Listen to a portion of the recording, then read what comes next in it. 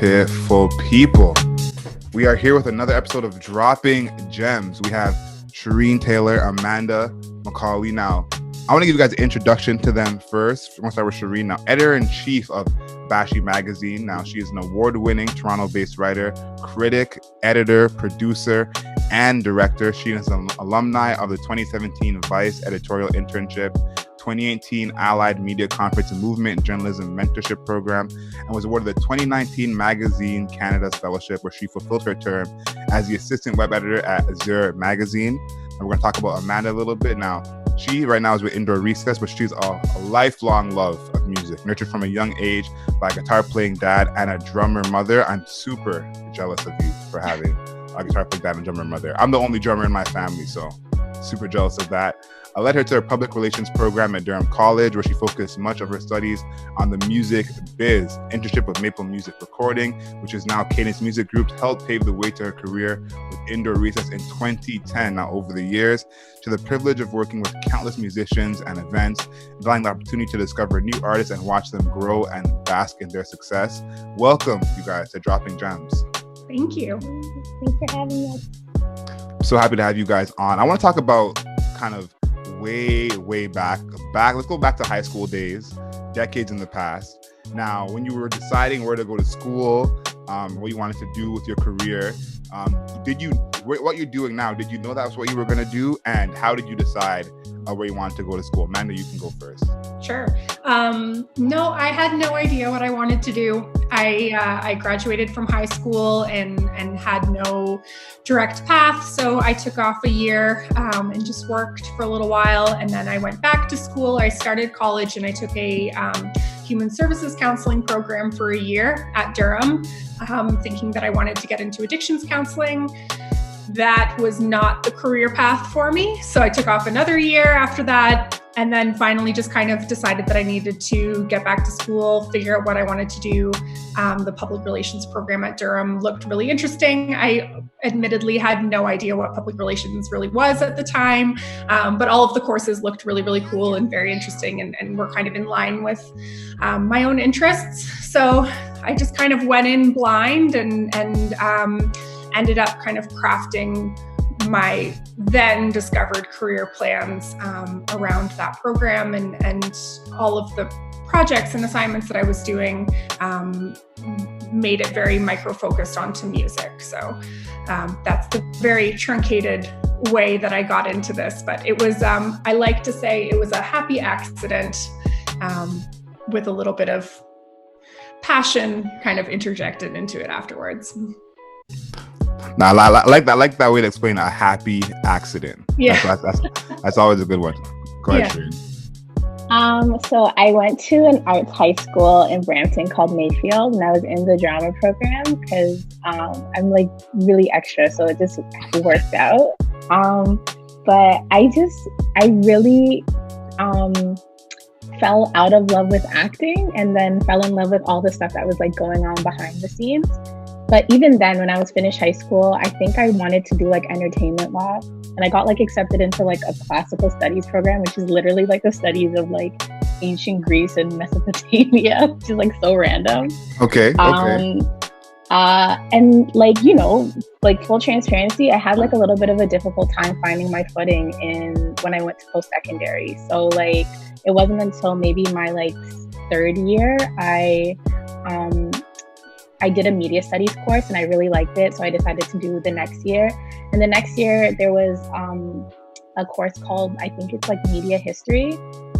And it was an online course. But the one time I happened to go for the physical lecture, it was the week on Jamaican sound systems. And I was like, oh my God, this is the course I was meant to exist in.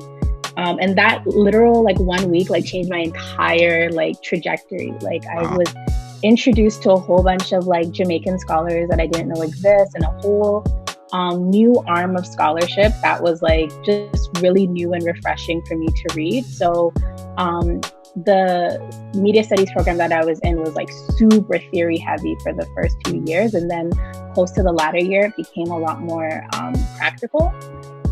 So it was really just a matter of like taking interests that I sort of had, so like arts and I guess like entertainment, and then sort of packaging them with what was happening in school and then like outside of school too, because I started freelance writing, and I did a lot of like I was really just doing it to like, you know, pay the bills because I was like living on my own. But then it just became a thing where like writing was something that I was doing because I loved doing it, and then getting involved on campus.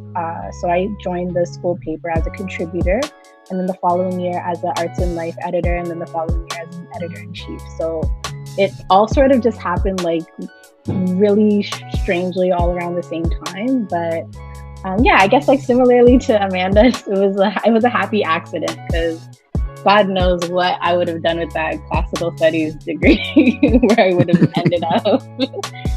Man, I'm happy we got a lot of happy accidents over here. But Sharine, you actually are leading me right into my next question. And I want to ask you about, you have a lot of content about race and music. And you talk about that class being like your opening into that. I guess when you first started freelance writing and producing content, were you purposely trying to go towards those kind of topics, or were those the ones that you just felt, you know, so passionate about that's where the writing? Yeah. Like I started writing at a really interesting time. So it was like 2015, and this was when like Justin Bieber had dropped Sorry, and like there was all this like stuff happening in pop culture around like Jamaica and like tropical dancehall and dancehall making this resurgence. And a lot of how I saw dancehall editorialized was not coming from people who seemed to be very well versed in dancehall or like Jamaica cultural production. So I was like, pause the record, like I need to speak. So I spoke like in the form of writing. And I think like what was really helpful too was the time that I started writing, it was in conversation with what was happening. Like musically, that the dance hall was like sort of the sound that was being sampled, like the choice sound that was being sampled, like in pop and then also like in rap and stuff like that. And then I was like luckily able to mobilize like right after that semester into a Vice editorial internship, where like I was given ample room to like write the kind of things that I was interested in, and like just learn from like a really awesome like group of like editors, like shout out like Noisy Canada forever until I die. So it was just like a really great time. Everything happened like in just a really great order of things. So I don't think it was intentional, but it's just sort of like going with the flow of what was happening, and that happened to be the topic of conversation. I'm very happy to hear that, because I remember that time very distinctly, and I don't know if this is how you thought, but I was like, where is this coming from? All of a sudden you guys know what dancehall is, and it's very happy to hear that, you know, someone from that culture is speaking up on it, because I definitely remember that time and thinking to myself, how much dancehall songs does Justin Bieber really know? You know, is he in the party when Vybz Kartel is blowing it up? I'm sure he's right. Not. Exactly. So, you know, I'm happy to hear that someone, you know, from that cloth is taking the time to kind of speak on those issues and educate people, so to speak. Right. Yeah. Amanda, I want to ask you about the PR program at Durham now. I just graduated from Ryerson's journalism program this past spring, and I have a lot of people in my program who are trying to go into PR. Like they've already decided, they know that's what they're going into.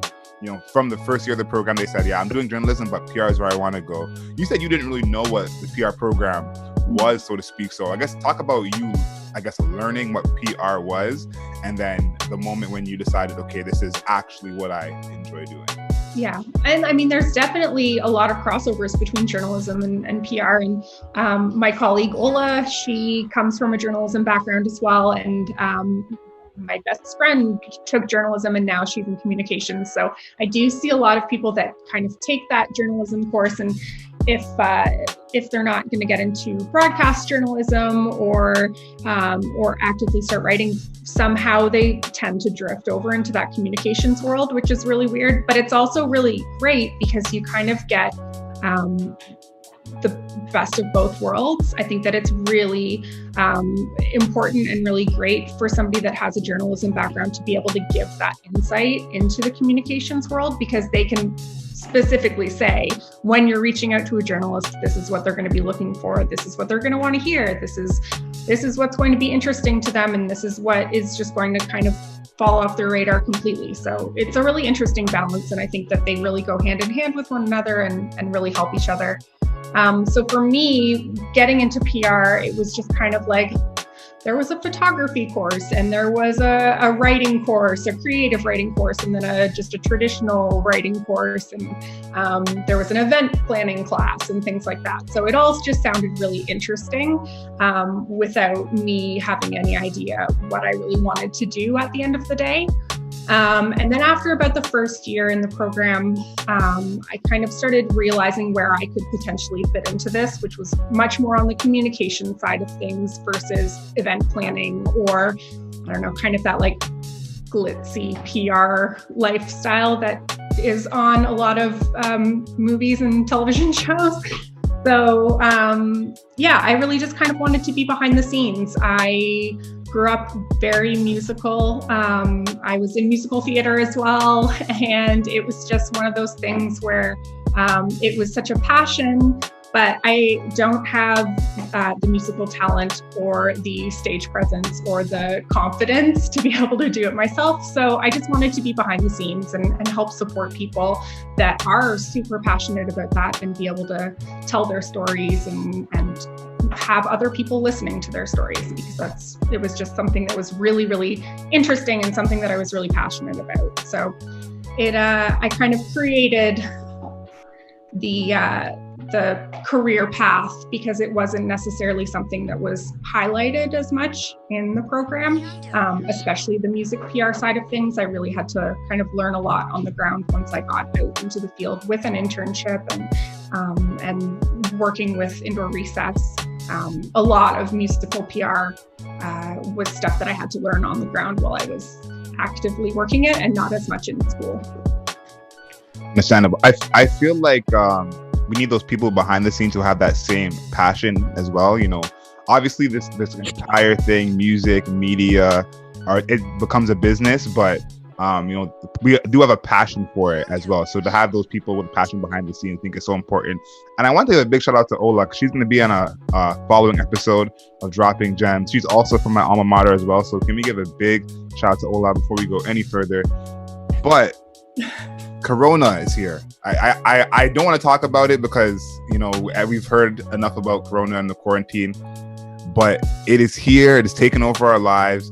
Sharine, you can go first for this one. How has Corona changed what you do? And talk about, I guess, with things opening up a little bit, has that, you know, changed what you do in any way? Because for me personally, I've still been doing my show from home. We're doing this panel from home. You know, as things open up outside, I've stayed inside. So right. let's talk about how Corona's changed, you know, how you do what you do. Yeah, so I'm a full-time freelancer and I work from home anyway. So like there wasn't much of like a real difference for me. But then like my mom is also working from home too. So like I've just been like listening to all of the workplace like goss. It's been really great. Like it's really cool stuff. So but yeah, I'm joking. But yeah, it's interesting having like two people work from home in like completely different fields. So that's like really interesting. My mom like does finance, like does not touch the arts at all. So it's been interesting figuring that out. And also like my work from home has always been work from home, but like now it's work from home for two people. So like discerning like which spaces are workspaces, which places are like home spaces and spaces to decompress in. And then being intentional about that. So there's that. But you know, now that we're like a few months in and, you know, things are slowly beginning to open, I too am staying inside still, just because like I'm like, I feel like it's so soon. And then like, you know, when I do have to go outside, like of course like wearing PPE and, you know, practicing physical distancing and all that jazz. I feel like I also can't escape it too, because like when I'm like on SoundCloud or listening to Audio Mac, there's like the government of Ontario says you need to have those, yeah, right. And I'm just like, okay, like I get it. I promise I'll do it. So like I can't, I'm committed for myself and for the safety of other people as well. So I think it's just like I think that's been the biggest lesson out of all of this is learning, like being intentional about workspaces, and then to sort of like tack on to what also has been happening. Like it's definitely been a time to like of learning. I've been reading a lot about just like enhancing political education, like what my thoughts are about like abolition and things like that. So it's been as much time about, I guess, being intentional about the things that I'm consuming in terms of like reading new things and trying to expand in that capacity, and also like being intentional about the spaces in which I'm doing those things as well. I definitely feel that as well. What you see, you saying you and your mom are kind of sharing the workspaces and deciding which are and which aren't.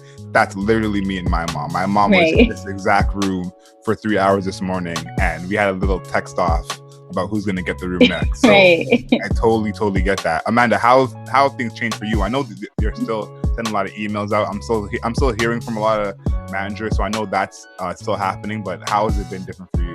Yeah, well, I mean, I'm in a pretty similar boat. I've worked from home this whole time, so it was not something that didn't really shake up my routine. But of course, now having my husband working from home full time, it's a different environment when there's somebody else in the house with you through the whole day. And it's just little things that you don't even think about, where it's like, if we both try to do a Zoom call at the same time, our internet can't handle it. And so it's just stupid little things that you really take advantage of when you do work from home full time by yourself and really have that luxury. So that part didn't really change. It got a little bit interesting because working from home full time and not having that kind of office engagement with other people, my social life outside of work needed to kind of subsidize that. And I'm so sorry if you can hear my dog freaking out in the back. If you take that external social side away, that can become really isolating. So that was really challenging to not be able to see other people, in addition to not being able to see colleagues and people just around the office in general. And then as far as workload, it definitely slowed down a little bit with musicians not being able to tour. I think that a lot of artists put things on hold a little bit and just are kind of waiting to see when they're going to be able to release new work so that it's going to actually get out there and not be completely buried by COVID-19 coverage. A lot of entertainment writers unfortunately got switched over to different beats where they're now covering COVID, they're covering business, they're covering politics more than they're covering entertainment. So we did see a little bit of dip there. But then we also saw kind of an increase in artists that were feeling super creative during this time, and they are being very intentional about what they want to release and when they want to release it, and that this is the time, and that music is still such a healing tool. And it's something that people really turn towards in times like this. And so they do want to put new music out into the world and kind of share the work that they've been doing this whole time. So it's an interesting balance, and there's peaks and valleys, and we just kind of had to flow with it as best we could. But yeah, we're still staying busy and operating as business as usual as possible. Yeah, that's what I like to hear, especially on the music side. There's all these artists who've been working on these projects for months, sometimes years. And I've talked to so many artists who they've put out their debut album or debut EP during, the quarantine. And that must be such a scary thing to do. But again, you have to kind of roll with the punches.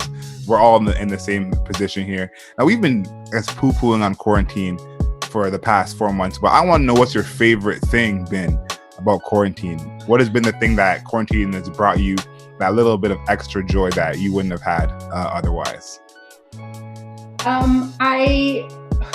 Well, because the dog park was closed down, my dog is a very big part of my life. and the dog park is a very big part of our days. So when that got shut down, we would go on like 3-hour-long walks around the neighborhood and discuss all of the different houses in our neighborhood and what we liked and didn't like about them and their different lawns. And it kind of became a fun game for us. So that was something, I don't know, it was just a little bit of a unexpected joy in kind of rediscovering the neighborhood that I live in. So that's the most that I don't go out. I don't do anything else. Like I'm so locked down that literally just walking around my neighborhood has been the biggest joy of this for me. That's so good. That's so good. Sharine, what's been your favorite part? I love reality television, like really, really badly, like much more than any normal person should. And my cousin has an actual life. We're really close. So I'm always like, did you watch Married to Medicine? And she's like, no, Sharine, I have like things to do. So I've been forcing her to like watch all of the reality TV shows that I watch so that we can engage in discussion afterwards about it. But like, she's still not all the way caught up because there's like backstories and I'm like seasons in and she's not. So, oh my goodness. Yeah, it hasn't actually changed the dynamic because she still doesn't know what like is happening. But at least now we have like some kind of like common ground for these discussions instead of me like going closer. Exactly, you know, and I think that's better than nothing. So that has been one of my favorite things. That's crazy that you mentioned that because I've been watching way more reality TV as well. And there was a time when I only used to watch reality TV because I couldn't watch TVs or movies normally. I was always paying attention to the lighting or the camera moves. and I couldn't focus on the storyline because I'm paying too much attention. So reality TV was all I could watch. But I'm going back to shows that I've never watched before. I watched Survivor for the first time. Wow. I'm watching The Challenge right now. First time ever watching The Challenge. I started 90 Day Fiancé, which I've never watched before as well. So yeah, the reality. I'm with you on the reality shows. This is definitely the time where they have their place. Again, we know what they are. We know what they do to your brain. But this is definitely the time. But what does it do to your brain? Because listen, this is my theory. Okay, the editing in the Real Housewives like franchise, specifically in Atlanta, it's so good and shady, and I think that it's an art in and of itself, and I really do appreciate it. On like a post-production level, it's like so great. So I think that's my theory. I think it rots your brain because of seeing how everyone. It's like this when you watch. Let's say you're watching The Wire or Ozark or something that's tense. When you get up and walk away from that, you have a little bit of that energy with you, as if you're going through what they're going through. So when you watch reality TV, you feel like that's how you want to behave in real life a little bit. Like it's like through osmosis, it goes into your brain. So that's why that's what I'm worried about. That I'm just going to start yelling and popping off just watching all this reality TV.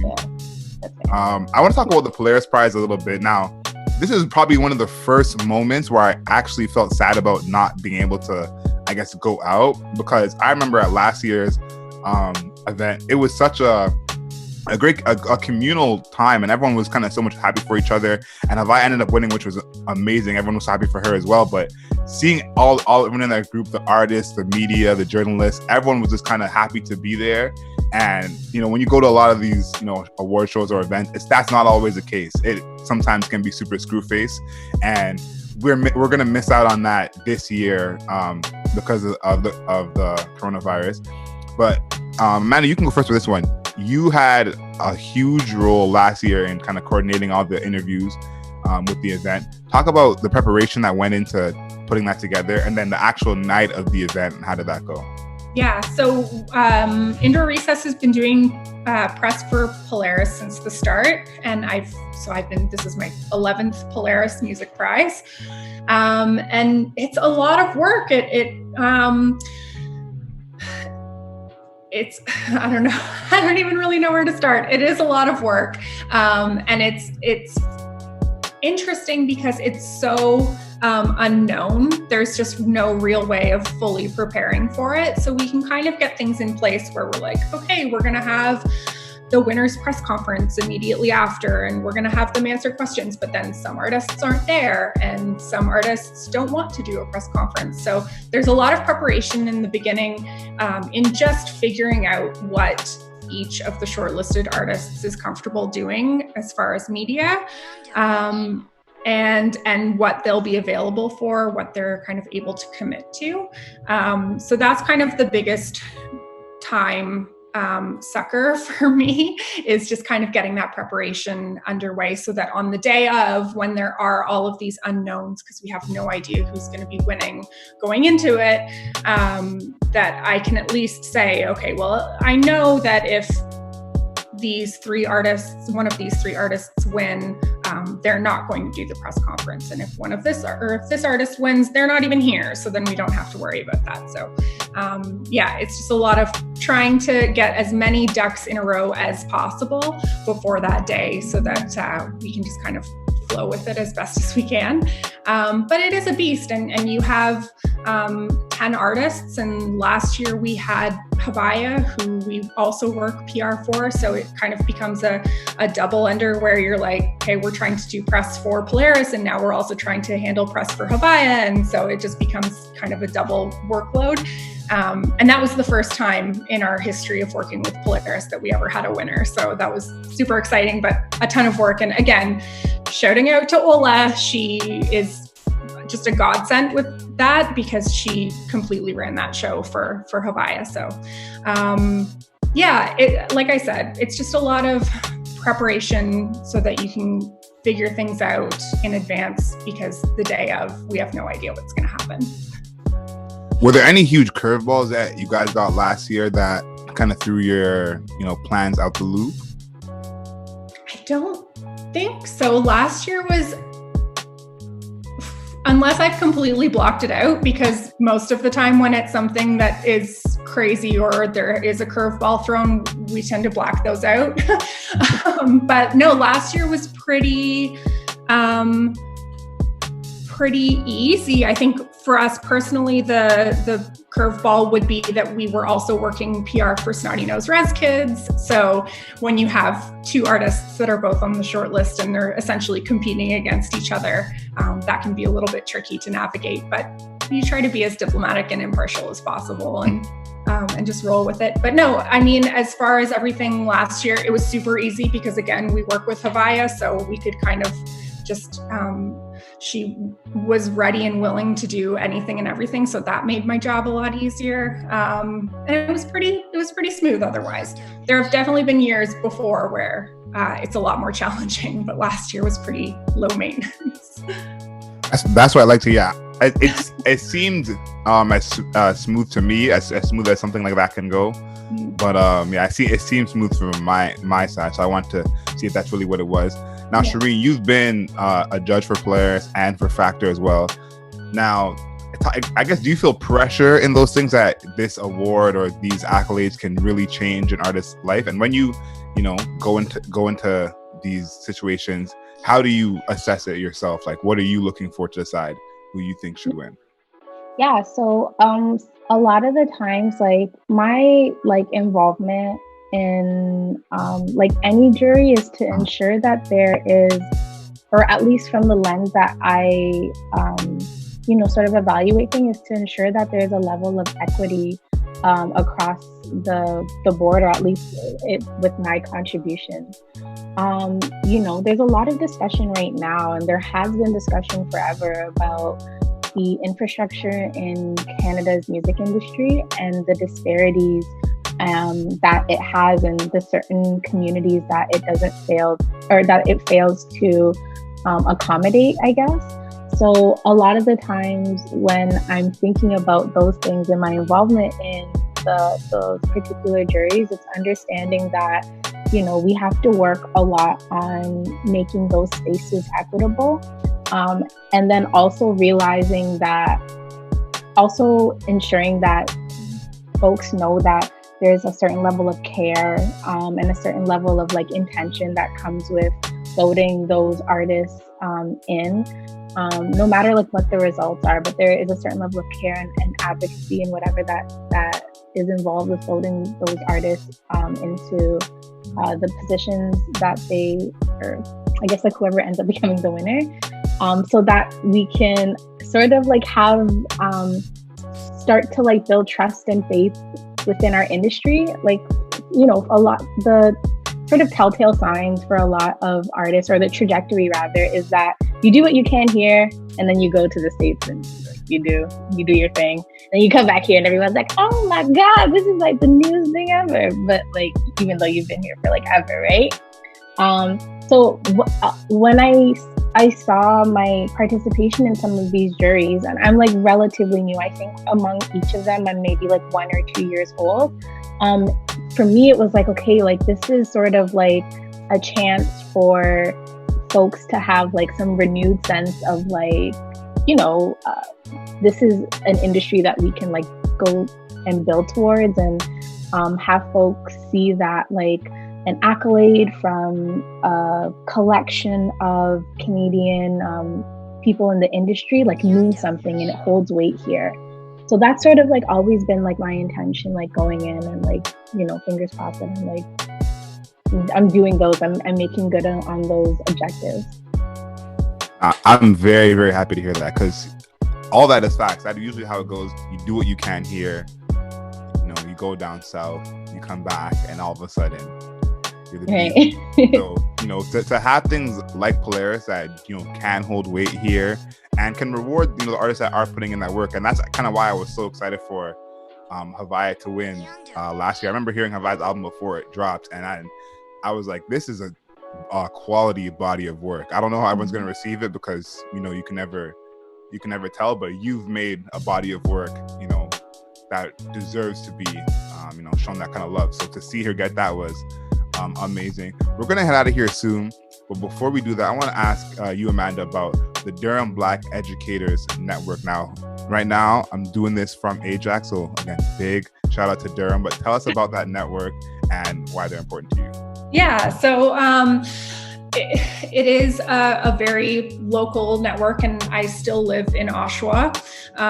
So I was just trying to find something that is hyper local and something that is an organization that's going to be important for our future. I grew up in the whitest community, in the whitest town, in the whitest schools ever for years and years and years.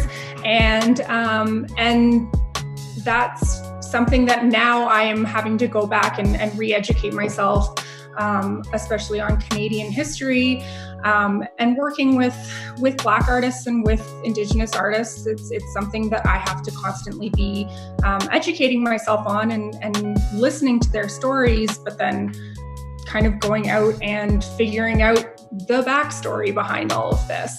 And it wasn't something that was provided to me when I was growing up. And so it's something that I'm really wanting my future generations and other people's future generations to be able to experience. And so it's just something that's very close to home in kind of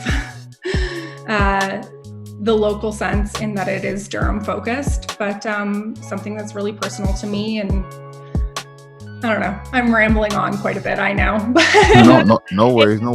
It's something that I really felt there was a piece missing from my education. And so I want to make sure that I'm supporting something that future generations are not going to be missing that piece. You know, 100%. And you brought up a great point that I wanted to mention before we go on to Bashi Magazine. But, you know, groups like the Durham Black Educators Network are going to have, I think, you know, a new life and more of an impact in this next decade. And I think about my brother who's 15 years old, you know, he's of that age where now there's going to be even less of an excuse to not be educated, less of an excuse to not know, less of an excuse to not have those mentors that he can go to. So, you know, groups like that, you know, people our age and older, that we're bringing that forward, especially in the past few months. But, you know, us doing that, I think it would be a huge help to that next generation, because I can already see with my little brother, him having those tools. He knows that, you know, if he wants to make a difference, he knows he can go sign a petition. If he wants to, you know, learn something, he knows that he can go to YouTube, go to the library, get a book, read an article. So just having those resources out there, I think, is absolutely huge. I want to talk about Bashi Magazine now. in my house, I forgot the name of the magazine, but there's that Jamaican newspaper that somehow is still circulating in Share. Toronto. There we go. That somehow, I don't know how they all have it, but my mom and all her friends and my dad and all his friends, somehow they find this magazine and it's always around. But Bashi is kind of, I feel like, a modern version of that. And for, I guess, the Jamaicans like myself who, yeah, you know what I'm saying, I was born here and I feel equally as Canadian as I do Jamaican. So tell us about those conversations that you had that made you want to start Bashi, and then how you eventually got it properly started.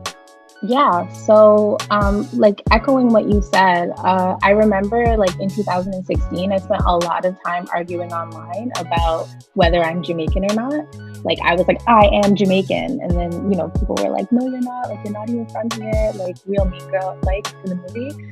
And I was like, but you know, a question that I get asked a lot, like randomly from strangers, is like, where are you from? And if I say like Toronto, like Brampton, like nobody's really satisfied. Like, tough conversation. Like a lot of the time, like people of color, Black folks, their bodies are read as ones that don't belong here. So when people are asking where are you from, it's really interrogating, like, you know, your presence here. I mean, that's a whole other conversation because people are like, what if they're just really interested? Like, what if it's none of your business, you know? But the entire conversation about identity, citizenship, belonging, those are things that have informed and do inform every aspect of our life. For me, there was not a day in my life where I didn't interact with some part of Jamaica, which is a huge benefit of living in Toronto. If I want to go to a restaurant, I don't have to go to like a specialty shop. Like I can go anywhere and get the product that I need, the produce that I need, the thing that I'm craving. Like it is an extreme blessing that if I want potato pudding, I just have to literally open up Uber Eats and there is at least one restaurant that has potato pudding. For real. Right. So, and I'm talking about these things as very tangible things that are within our reach. And for me, like, you know, having this media studies background, having this writing background, and then having this publishing background, I was like, okay, so what does this look like in media? And right now, my beat, or the thing that I write about mostly, is Jamaica and the Caribbean music and cultural production. But even within Jamaica, like there's so much things to discuss. Like the person who lives in Kingston is not going to have the exact same life as the person who lives in Montego Bay, as the person who lives in rural Jamaica. Even within Kingston, like if you're classed and you come from money, your reality is going to be very different than somebody who is from the working class or somebody who's from like downtown Kingston. So Bashi was sort of this place to have these conversations, complicate, and also, have these really complex conversations about our identities, and like including the voices of the diaspora. You know, we're always made fun of, and sometimes rightfully so, because we've been doing like a hell of a lot of embarrassing things in the name of being from Jamaica. But I also think that, like, you know, there's very powerful and there's very productive conversations to be had, especially given the fact that Jamaica's diaspora, the population of people who exist outside of the island outweigh the population of people that exist on the island. And I think that's something to be said. So Bashi is really a place to talk about like who we are, what we do, and why we do it, and how our shared experiences make us similar and how our different experiences make us different. All under the identity of like what it means to be Jamaican. It's really just like that question, and then, you know, segmented into the different sections that they exist in on Bashi. No, I think that's huge. Obviously, as a Jamaican, I'm biased, but I do think that's huge because, again, the diaspora of us Jamaicans who are outside of Jamaica are representing, you know, actual Jamaicans and the country in such a huge way. So I do think it's important that we have the conversations about what that even means and how we do want to represent our country and ourselves. Now, before we go, you guys shout out where people can find you, where people can follow your work if they want to support you guys.